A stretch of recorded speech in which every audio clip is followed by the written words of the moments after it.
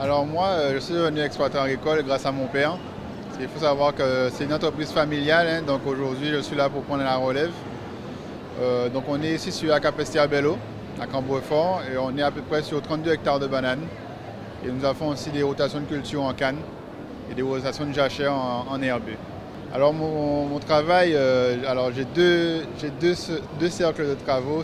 Mon premier c'est en champ, d'accord, donc m'occuper du bananier, de la plantation jusqu'à sa récolte, en passant bien sûr par les jachères. Et mon deuxième métier c'est le management de l'homme. Commencer est toujours difficile parce qu'il faut beaucoup apporter de soi-même.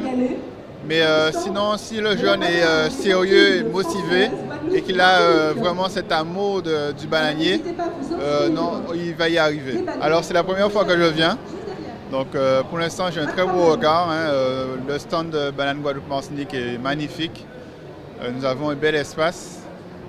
Il y a beaucoup de personnes qui viennent goûter cette banane. On a un petit jeu à jouer. Ils achètent. On leur explique ce qu'est la banane verte avant de devenir banane dessert. On a la banane rose aussi qu'on présente. Donc, et les autres stands aussi sont très beaux. C'est un très beau salon. Déjà, je suis très content. Déjà, j'ai été très étonné de savoir que j'aurais été primé.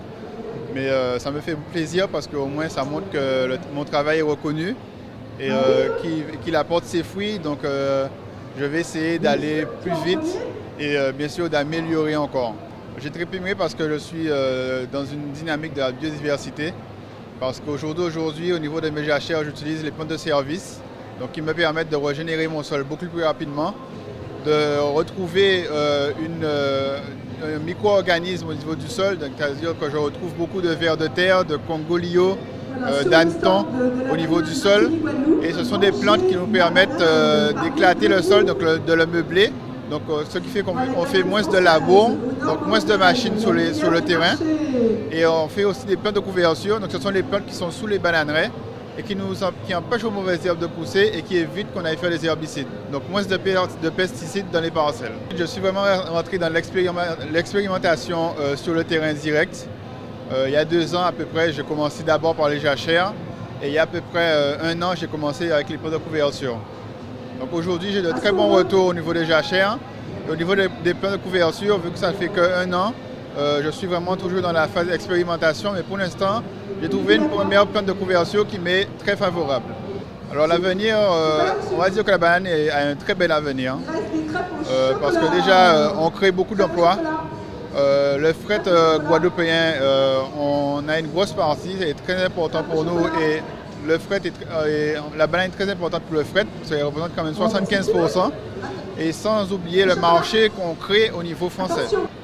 Entre le moment où j'ai commencé et aujourd'hui, oui, mon regard a changé parce que je vois qu'on peut faire de la banane mais avec des moyens beaucoup plus sains, on va dire. On a beaucoup de rencontres, oui, il y a ce qu'on appelle les ateliers, des visites d'exploitation. Mais non seulement entre planteurs guadeloupéens, mais en plus de ça, entre planteurs martiniquais et guadeloupéens aussi. Donc parfois, les planteurs martiniquais viennent nous voir et nous, on va les voir aussi pour les exploitants qui sont déjà installés en plante de couverture et en plante de service. La démarche, premièrement, c'est d'avoir les terres, d'accord, d'aller à la région si jamais on n'a pas encore de terre familiale, et ensuite d'aller adhérer au groupement. Et après, bien sûr, les techniciens, on a un service technique qui sera là pour l'aider à s'installer et à l'aider dans les premiers pas, on va dire, au niveau de la banane.